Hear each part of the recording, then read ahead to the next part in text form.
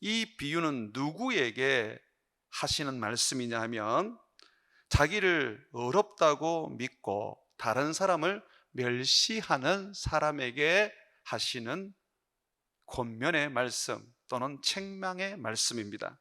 9절 한번 같이 읽어보겠습니다. 시작. 또 자기를 어렵다고 믿고 다른 사람을 멸시하는 자들에게 이 비유를 말씀하시되, 여기 보면 자기를 어렵다고 믿고 다른 사람은 멸시하는 자들에게 예수님이 지금 하나의 비유를 드십니다.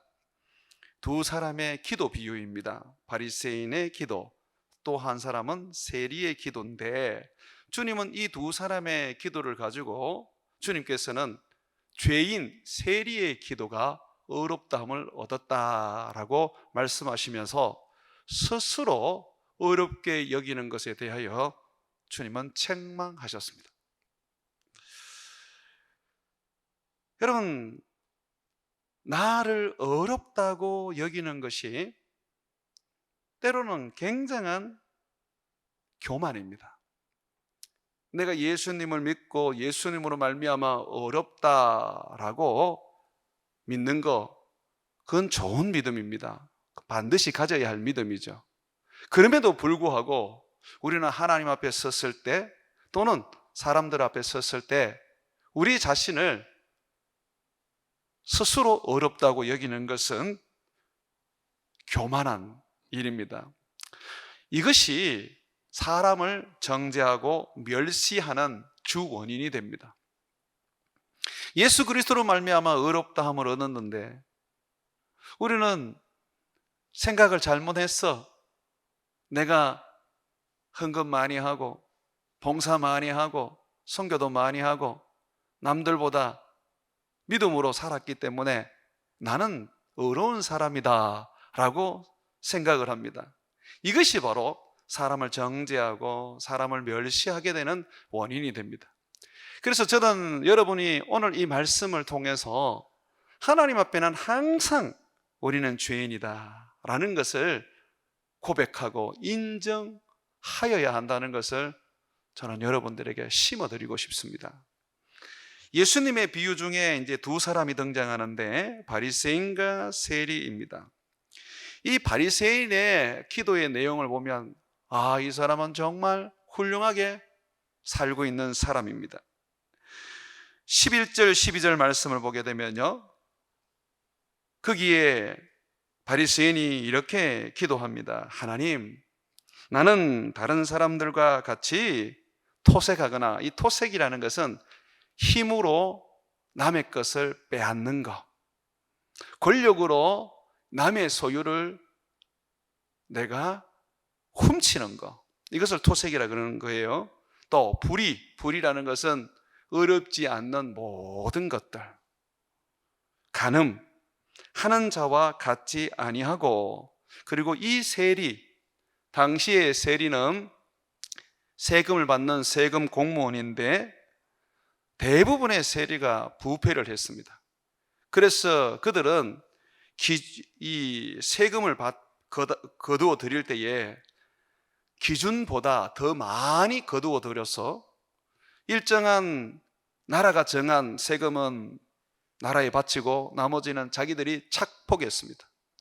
그래서 세리 중에 부자가 엄청 많았고 이스라엘 사람들은 세리를 죄인으로 여기고 이방인들과 동일하게 여겼습니다.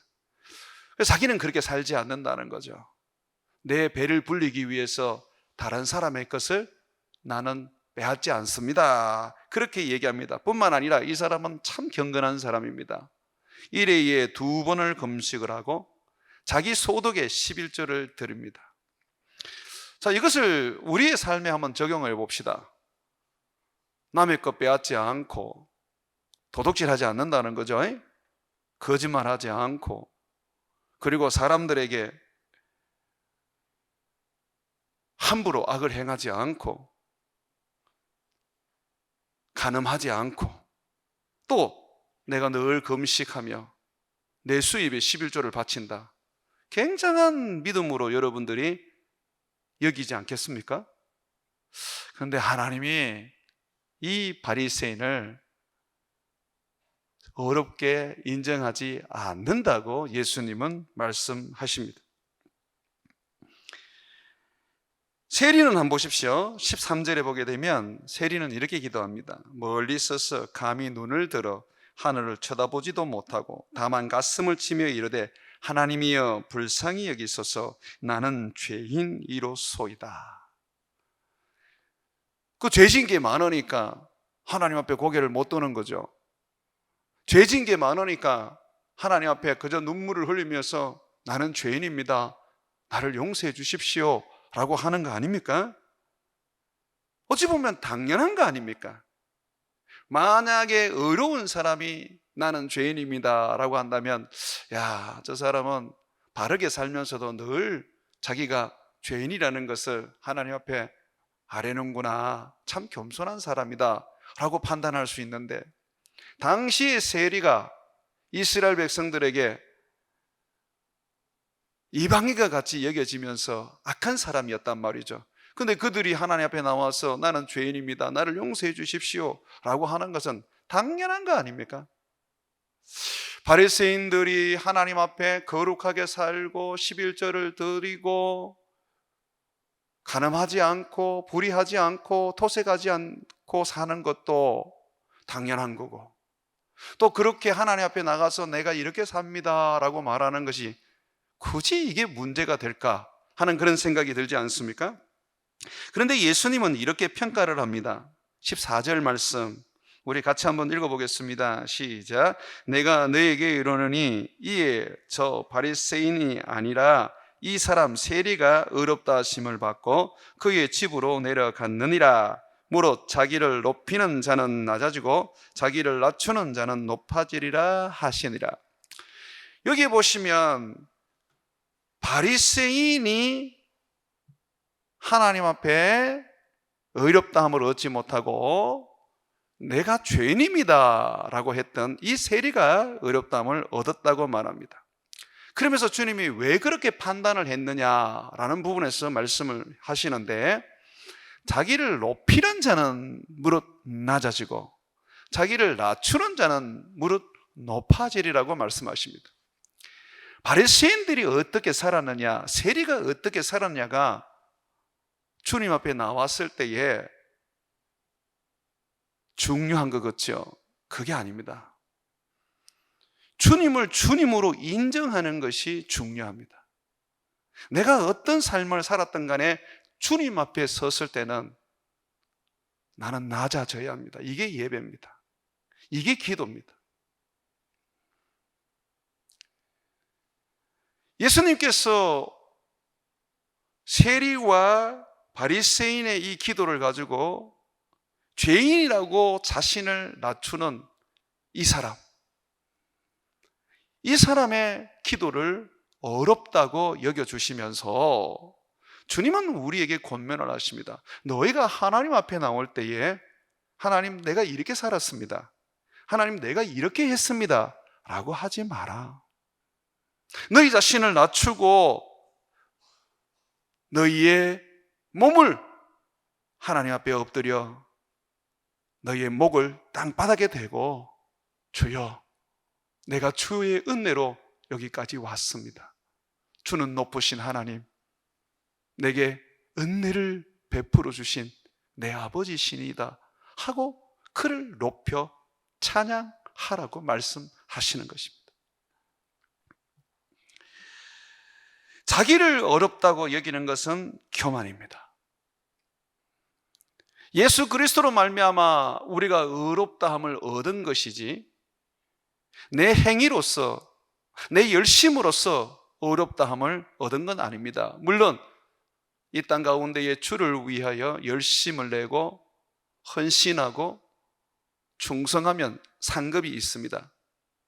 그러나 상급이 있는 것이지 그것이 나의 열심과 나의 어떤 성실함과 나의 거룩한 삶이 주님 앞에 설 수 있는 어렵다함은 아니라는 겁니다. 우리의 어려움은 오직 하나밖에 없습니다. 예수입니다.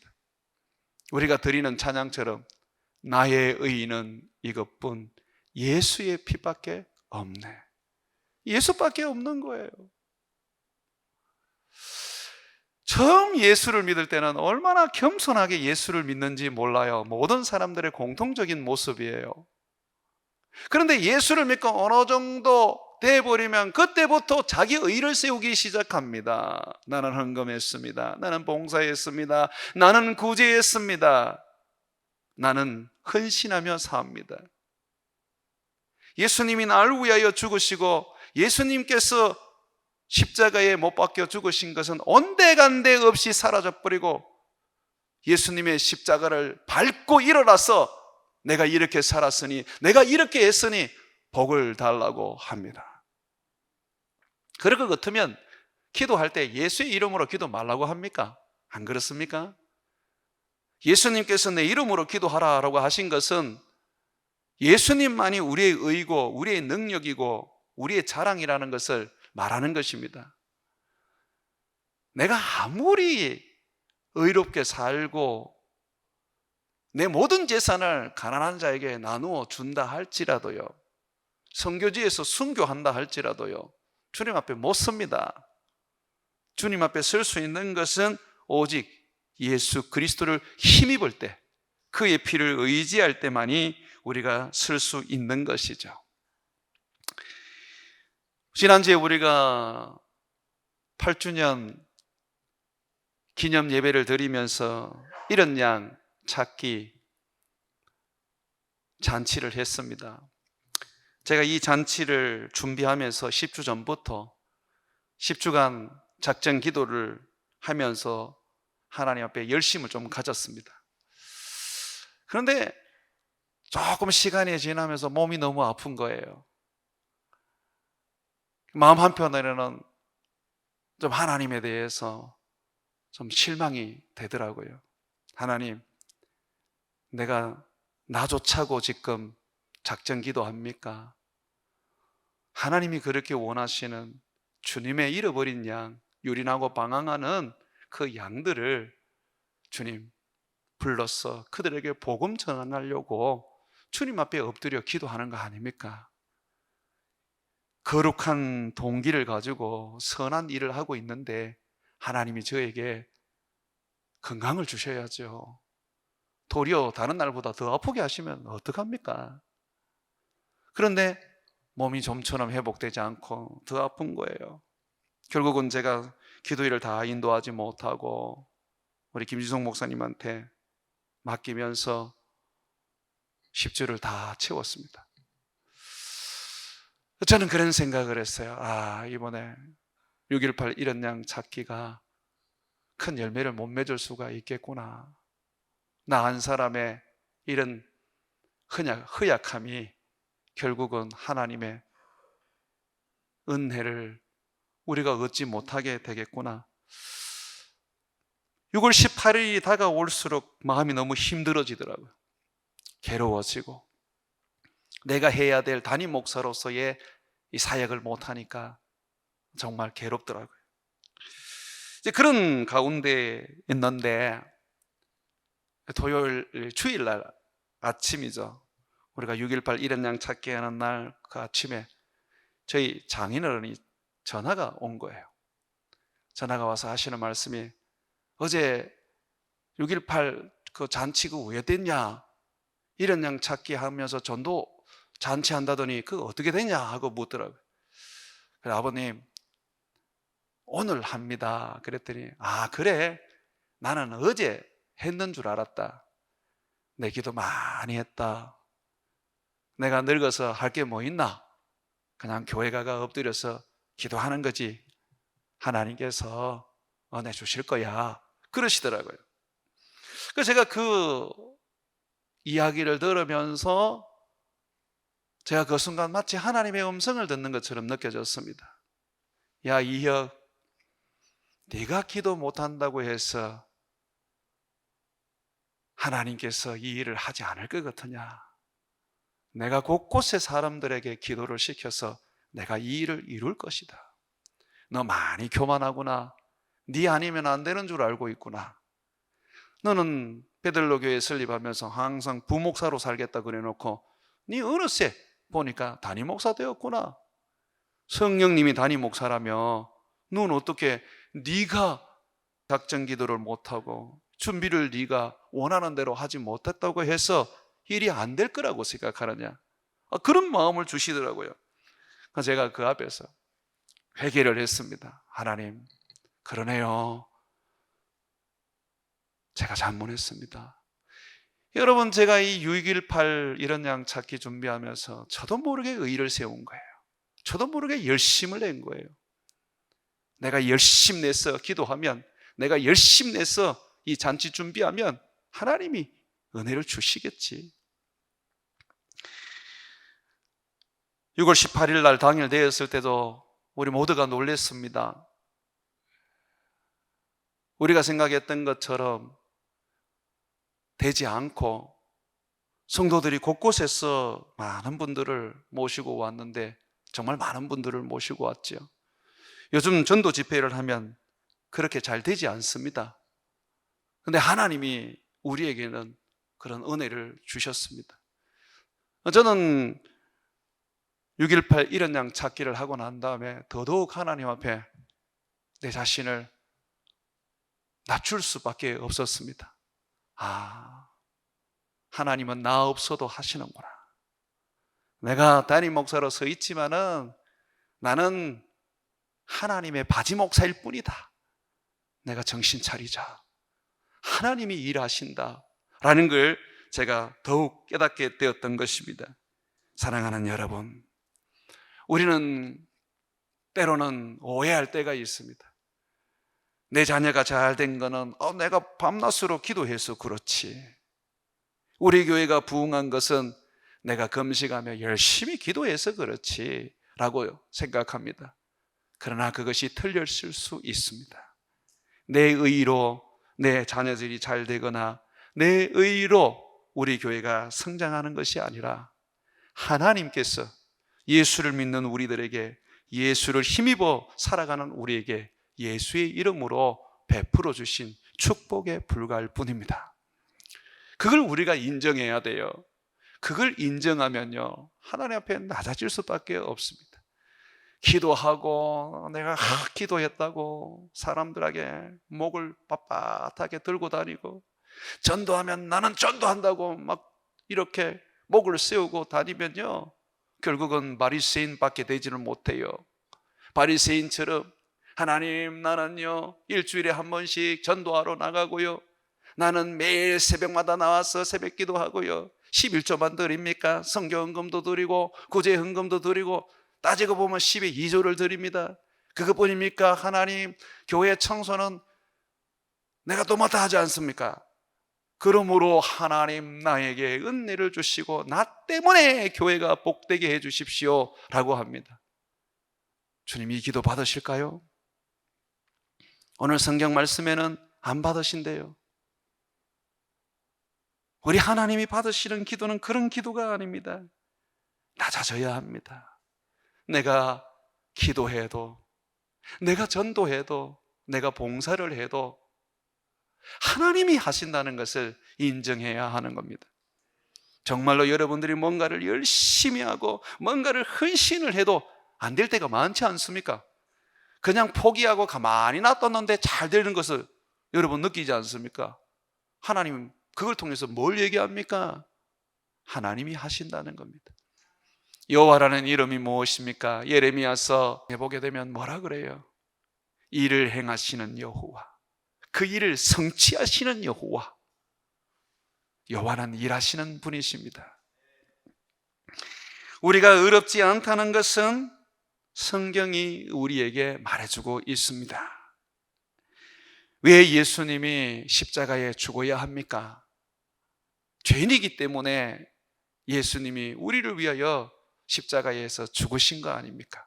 예수님을 우리는 대속물이라 그럽니다. 대속제물. 나를 대신해서 죽으셨어요. 내 죄 때문에 죽으신 거예요. 그래서 우리는 항상 생각해야 돼요. 예수님의 죽으심을 항상 기억해야 돼요. 그래야 내가 죄인인 것을 인정하게 됩니다. 로마서 3장 9절과 12절에 보게 되면, 그러면 어떠하뇨? 우리가 나으냐? 결코 아니라. 지금 바울이 말하고 있습니다. 이방인들에 비해서 유대인은 의로우냐? 모세를 통해서 율법을 가지고 그 율법을 따라 살고 아브라함에게 명령을 받은 대로 할례를 행하며 하나님을 아버지라 부르는 자들입니다. 그런데 이들은 스스로 어렵다고 여기거든요. 근데 바울이 뭐라 그래요? 우리는 나으냐? 이방인에 비해서 정말 우리는 어려우냐? 아니라 그럽니다. 유대인이나 헬라인이나 다 죄 아래 있나니 우리가 이미 선언하였느니라. 기록된 바 구약 성경에 말씀하시기를 의인은 없나니 하나도 없으며 깨닫는 자도 없고 하나님을 찾는 자도 없고 다 치우쳐 함께 무익하게 되고 선을 행하는 자는 없나니 하나도 없도다. 보십시오. 의인은 없습니다. 의인이 없기 때문에 우리에게는 예수가 필요한 겁니다. 그렇지 않습니까, 여러분? 예수님이 필요합니다. 여러분, 예수 믿을 때만 예수님 딱 의지하면 됩니까? 믿고 난 다음에 더더욱 예수님이 여러분에게 필요하지 않습니까? 예수님의 십자가는 내가 처음 믿을 때에 필요합니까? 그때도 필요하지만 예수님 믿고 난 다음에 저 천국 갈 때까지 우리는 계속해서 예수님의 그 십자가를 붙잡고 살아야 되지 않습니까? 실망하고 좌절하고 낙심할 때 우리 어디로 가야 됩니까? 십자가 앞으로 가야 되지 않습니까? 그 십자가 앞에 나갔을 때에 나를 구원해 주신 그 주님의 십자가가 또한 나에게 힘 주시고 능력 주셔서 다시 일어나게 만들지 않습니까? 그래서 예수님이 뭐라 그래요? 너희는 내 살과 내 피를 먹어야 된다고 말합니다. 계속해서. 그래서 예수님께서 친히 성찬을 제정하시고 예수님 오시는 그날까지 교회는 모일 때마다 예수님의 살을 기념하고 예수님의 피를 기념해서 성찬을 하는 겁니다. 예수님의 살이 필요하고 예수님의 피가 지금도 필요하다는 거예요. 왜 예수님의 살이 필요하고 예수님의 피가 필요합니까? 내가 죄인이기 때문입니다. 사랑하는 여러분, 이스라엘 백성들이 이집트에 있을 때에 모세를 통해서 하나님이 이집트에 10가지 재앙을 내리셨죠. 마지막 죽음의 재앙, 장자의 죽음의 재앙을 내릴 때 이스라엘 백성들은 문에 피를 바름으로써 죽음을 피할 수가 있었습니다. 죽음의 사자들이 이스라엘이 사는 집에도 왔지만 문에 피가 발라져 있는 걸 보고 여기는 이미 사형이 이루어졌구나, 심판이 이루어졌구나 하고 이제 건너갑니다. 이 건너간다, 그게 유월이지 않습니까? 그래서 죽음이 건너가는 것을 기념하는 거, 예수님의 그 보혈을 붙잡음으로써 우리가 죽음을 이기는 그런 유월절을 구약의 절기로 지키고 있다는 걸 보게 됩니다. 자, 그렇다면 제가 질문 한번 던져볼게요. 이스라엘 백성들이 만약에 피가 칠해져 있는 그 문 밖으로 나온다면 살겠습니까? 죽겠습니까? 죽습니다. 그것이 우리 믿음입니다. 여러분들이 예수 그리스도를 믿는다는 것은 그리스도 안에 있는 겁니다. 예수님의 그 보혈 안에 들어가는 겁니다. 그런데 그 보혈을 만약에 벗어난다면 여러분들은 살겠어요? 죽겠어요? 죽는 거예요. 예수 안에 있을 때에 여러분의 구원이 유지가 되는 거지, 예수 밖으로 나가면 여러분의 구원은 상실하게 되는 겁니다. 많은 사람들이 한 번 구원은 영원한 구원이다라고 할 때에 전제 조건이 붙습니다. 예수 안에 있어야지만이 구원을 얻는 거예요. 예수님을 떠났는데, 예수님을 믿지 않는데 어떻게 구원을 얻었다고 확신을 하는지 정말 어리석은 거예요. 말세가 되면 많은 사람들이 예수님을 떠난다고 말합니다. 그들은 다 구원을 잃게 됩니다. 그래서 두렵고 떨림으로 너희 구원을 이루라고 바울은 권면하는 것입니다. 여러분, 예수 놓치면 안 돼요. 예수 그리스도 그 십자가 놓치면 안 돼요. 놓치는 순간에 여러분들은 그동안 믿었던 믿음 그냥 말짱 도루묵 되는 겁니다. 처음부터 믿지 말지. 지금까지 고난 받으며 예수님을 믿고 여기까지 와놓고 왜 천국 갈 그 문 앞에서 세상으로 돌아가는 겁니까? 왜 예수님을 놔버리는 겁니까? 예수님을 끝까지 붙잡고 이 예수님과 어떤 것도 바꾸지 않고 예수를 힘입어 마침내 천국으로 들어가는 저와 여러분 되시기를 바랍니다. 예수님은 제자들에게 발을 씻어주실 때 너희는 깨끗하다라고 하셨습니다. 그러면서 뭐냐면 발은 씻어야 된다 그러셨어요. 베드로가 예수님, 내 발을 씻길 수 없습니다. 어떻게 선생님이 내 발을 씻깁니까? 그러면서 거절을 했을 때 예수님 뭐라 그랬어요? 내가 만약에 너의 발을 씻어주지 않으면 너와 나는 상관이 없다. 이미 베드로는 깨끗한 사람입니다. 의인이 되었습니다. 그럼에도 불구하고 계속해서 그의 발을 예수님이 씻어주지 않으면 그런 예수님과 상관이 없는 사람이 되는 겁니다. 사랑하는 여러분, 예수 그리스도 그는 오늘도 성령으로 우리의 발을 씻어주십니다. 그래서 우리는 예배에 나올 때마다 항상 주님이 내 발을 씻겨 주신다는 것을 확신하고 나와야 합니다. 주여, 내가 죄인입니다. 주여, 내가 살아오면서 내가 죄를 지었습니다. 주여, 나는 교만한 자요, 나는 내 의지와 공로가 큰 자입니다. 나를 불쌍히 여겨 주옵소서. 내가 주님처럼 낮아지기를 원합니다 라고 할 때에 우리 주님은 또 우리의 발을 씻어서 우리를 낮추어 주시는 것입니다. 사랑하는 여러분, 우리를 어렵다 하는 것은 예수 그리스도입니다. 율법이나 거룩한 삶으로 어렵다함을 얻을 수는 없습니다. 그러므로 성도들 간에 정죄하지 마십시오. 너는 장로가 되어서 왜 그렇게 사느냐, 집사가 되어서 왜 그렇게 사느냐, 권사가 되어서 왜 그렇게 사느냐 라고 하지 마십시오. 바르게 살지 못하는 모습을 보거든 아파하고 그들을 위하여 기도해 주십시오. 여러분들은 정죄할 자격이 없습니다. 예수님도 이 땅에 살면서 분명히 말씀하셨습니다. 나는 세상을 심판하러 온 것이 아니다, 구원하러 왔다고 하셨습니다. 심판하는 이는 따로 있으니 누구라 그럽니까? 우리 아버지라고 말씀하고 있습니다. 예수님도 심판하지 않고 정죄하지 않았는데 왜 우리가 율법을 가지고 삶을 가지고 시비를 걸어섰습니까? 여러분들이 잘못된 삶이라고 생각되거든 여러분들이 예수님처럼 기도해 주십시오. 예수님은 하나님 보좌 우편에 승천하여 계십니다. 그렇지만 지금도 우리를 위하여 대제사장으로 기도합니다.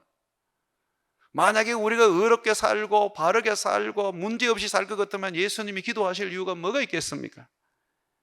우리가 예수를 믿지만 그래도 죄를 짓고 늘 낙심하고 늘 주님을 떠나려고 하니까 예수님께서 우리를 위하여 지금도 쉬지 않고 부르짖어 기도하시는 것입니다. 그걸 닮아야 돼요. 정죄가 아니라 우리 성도들을 위하여 끝까지 기도하고 내가 그들을 위하여 애써서 힘써서 기도함으로써 그들의 삶이 바뀔 수 있도록 해야 되는 것입니다. 갈라디아서 2장 16절에 보면 사람이 어렵게 되는 것은 율법의 행위로 말미암음이 아니요. 그렇죠? 율법 아무리 지켜도 어렵다함을 못 얻습니다. 율법 아무리 지켜도 어렵다함을 얻지 못합니다. 오직 예수 그리스도를 믿음으로 말미암은 줄 알므로 우리도 그리스도 예수를 믿나니 이는 우리가 율법의 행위로서가 아니라 그리스도를 믿음으로써 어렵다함을 얻으려 함이라. 율법의 행위로서는 어렵다함을 얻을 육체가 없느니라. 믿음으로, 예수님을 믿음으로 우리가 의롭다함을 얻는 겁니다. 세상에 의로운 분은 딱 한 분밖에 없어요. 예수님입니다. 그런데 우리가 그 예수님을 믿음으로 말미암아 어떻게 됩니까? 이 믿음이 예수님의 의를 전가받는 겁니다. 여러분 믿으십니까? 착하게 살고 바르게 살고 율법을 지켜서는 의롭다함을 얻을 수가 없어요. 성경이 선언하는데 자꾸 우리가 거기에 목맬 필요가 없어요. 그럼 뭘 의롭다함을 얻습니까? 예수님을 의지함으로써, 예수님을 믿음으로써, 예수 십자가를 힘입음으로써 우리는 의롭다 하는 것을 얻게 되는 것입니다. 바울은요, 율법에 있어서 흠이 없는 자라 그랬어요. 그러나 그는 예수님을 만났을 때 자기는 죄인 중에 괴수라고 고백을 했습니다. 그래서 이 바울은요, 율법을 던져버리고 오직 예수 그리스도의 십자가만 부여잡고 살았습니다. 그를 의롭게 하는 것은 바로 예수였기 때문이었습니다. 갈라디아서 6장 14절에 보게 되면 그러나 내게는 우리 주 예수 그리스도의 십자가 외에 결코 자랑할 것이 없으니 그리스도로 말미암아 세상이 나를 대하여 십자가에 못 박히고 내가 또한 세상에 대하여 그러하니라. 십자가밖에 자랑할 게 없대요. 나는 그 십자가에 늘 못 박히고 늘 그 십자가, 예수님의 그 십자가를 힘입어 살아가는 것입니다. 사랑하는 여러분, 저는 오늘날 교회들을 보면서 무척 두려운 게 하나 있습니다. 뭐가 두려우냐면 교회 지붕에는 십자가가 달려 있는데 교회에는 십자가가 없는 거예요. 교인들이 십자가 설교하면 싫어합니다. 좀 그만하세요. 어렸을 때보다 지금까지 들었던 게 십자가 설교인데 뭘 자꾸 십자가 설교하세요? 라고 합니다. 사랑하는 여러분, 기억하십시오. 그 십자가 설교를 수십 번, 수백 번, 수천 번 듣지 않으면, 천국 가실 때까지 듣지 않으면 여러분들의 믿음은 사탄에게 빼앗기게 될 것입니다. 십자가 외에 도대체 무슨 설교를 해야 됩니까? 말세가 되면 사람들은 자기 길을 만족시켜주는 설교자를 찾습니다. 결국은 멸망의 길로 가는 것이죠. 예수 그리스도께서 우리를 위하여 죽으신 그 십자가가 우리의 생명이고 우리의 구원이고 우리가 살아갈 능력인데 도대체 그 십자가를 빼고 뭘 가르쳐야 된단 말입니까? 어린아이를 가르쳐도, 청소년을 가르쳐도, 청년을 가르쳐도 보면 이렇게 살아라 저렇게 살아라 삶에 대한 이야기는 하는데 십자가가 없어요. 십자가가 없으니 능력도 없지요. 능력도 없으니 아무리 그렇게 살아라고 해도 못 사는 거예요. 그래서 우리 교회는요, 십자가 앞에 우리 자신을 굴복시킬 수 있어야 합니다. 십자가의 말씀이 들려지면 우리는 또다시 우리의 자세를 하나님 앞에 정결케 하면서 바르게 잡으면서 그 말씀을 꿀꺽하고 삼켜야 하는 겁니다. 여러분들이 이 세상을 떠날 때 도대체 뭘 붙잡고 저 천국으로 들어가실랍니까? 십자가밖에 더 있습니까? 마지막 세상을 떠날 때에 내가 주님 앞에서 바라보고 그걸 힘입어서 가야 하는 것이 있다면 십자가밖에 없다는 것입니다. 그러나 이 십자가는요, 그저 내 안에 주어지지 않습니다. 내가 죄인인 것을 인정하고 고백할 때에 십자가가 나에게 부여잡을 수 있는 능력이 됩니다. 내가 어려운데, 내가 잘 사는데, 내가 살아가는 데 있어서 뭔가 다른 것을 찾고 있는데 어떻게 십자가가 눈에 들어올 수 있단 말입니까? 오늘 예수님께서 세리의 기도가 어려울 수밖에 없는 것이 그가 죄인인 것을 하나님 앞에 인정하고 고백함으로써 그는 예수님을 부여잡을 수밖에 없었던 것입니다. 예수님은 분명히 말씀하십니다. 나는 의인을 구하러 온 것이 아니라 죄인을 구하러 왔다고 하셨습니다. 예수님은 죄인을 만나러 오셨어요. 죄인들이 예수님의 제자가 되고 예수님의 사람이 되는 겁니다. 베드로가 자기 형제를 통하여서 예수님을 따르는 제자가 되었지만, 그러나 그에게 생활이 어려움이 오자 예수님을 떠났습니다.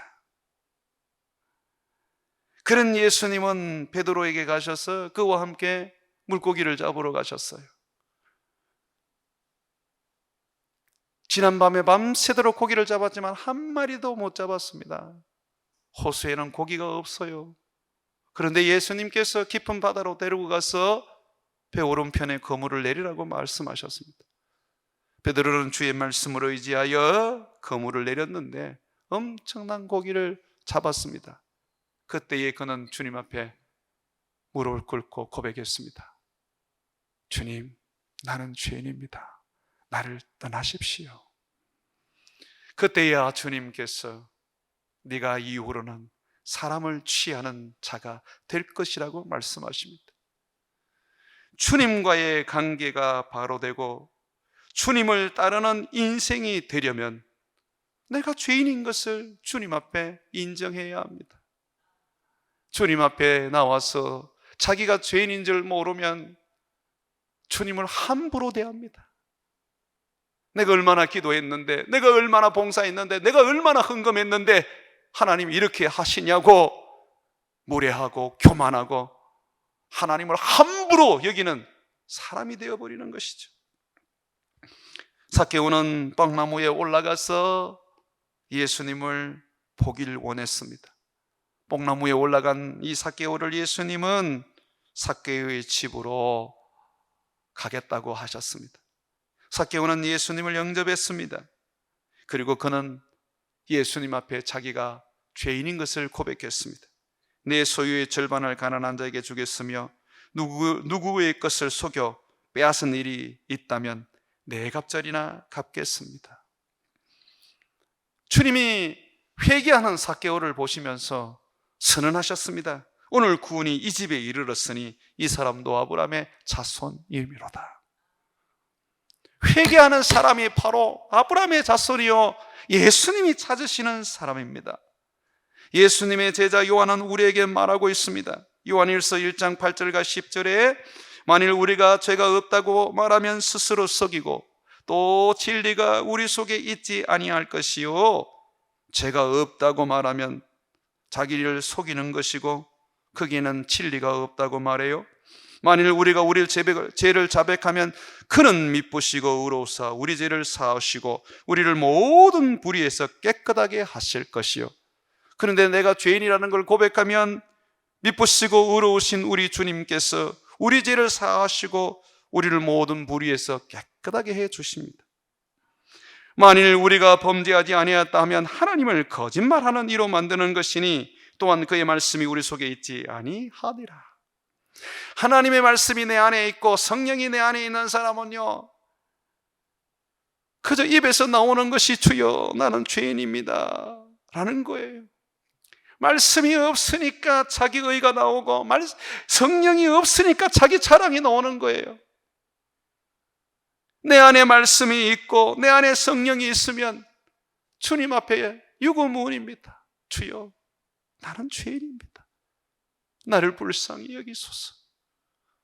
내가 수억을 헌금을 하고 내 몸을 불사르는데 내어주고 내가 하나님 앞에 내 인생을 바쳐서 성교의 제물로 바친다 하더라도 성령이 있는 사람은 그걸 자랑하지 않습니다. 주여 종이 마땅히 해야 될 삶을 살았을 뿐이지 다른 게 없습니다. 주여 저는 죄인입니다. 주님은 바리새인과 세리의 비유를 통하여 말합니다. 자기를 높이는 자는 낮아질 것이고 자기를 낮추는 자는 높아지리라고 말씀하고 있습니다. 1911년 평양에 대부흥이 일어날 때에 평양 장대인 현 교회에도 부흥을 갈망하면서 부흥회를 열었습니다.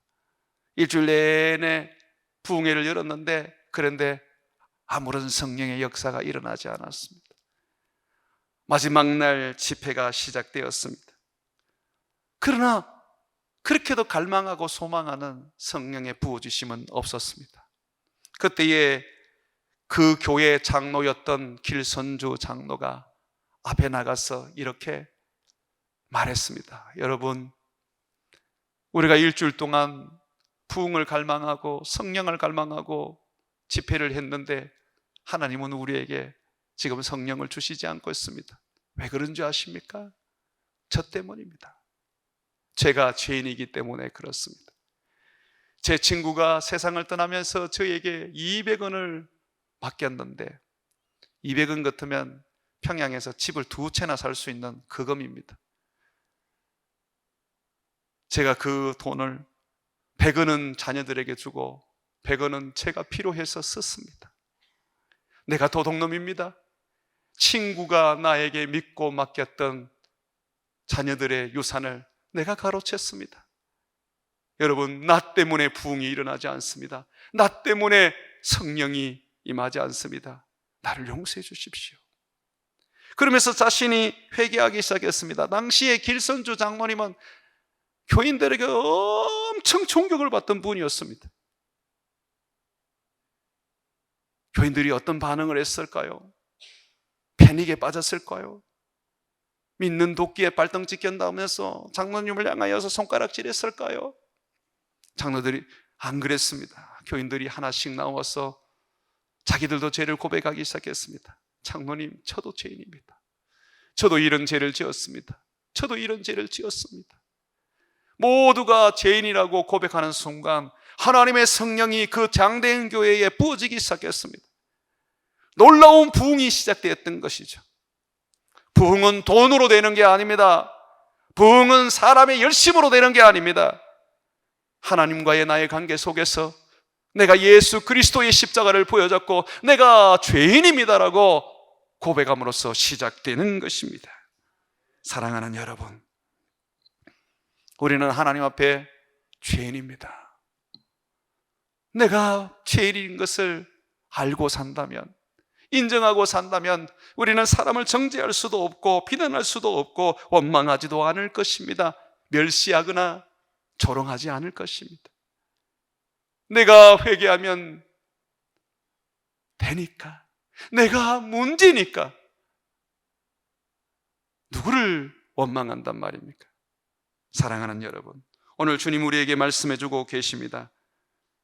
내가 원하는 사람은 자기를 낮추는 사람이다. 세리와 같이 주님 앞에 서서 주여, 나는 죄인입니다. 나를 용서해 주옵소서 라고 할 수 있는 사람이다라고 말합니다. 우리 이제 눈을 감고 같이 한번 기도합시다.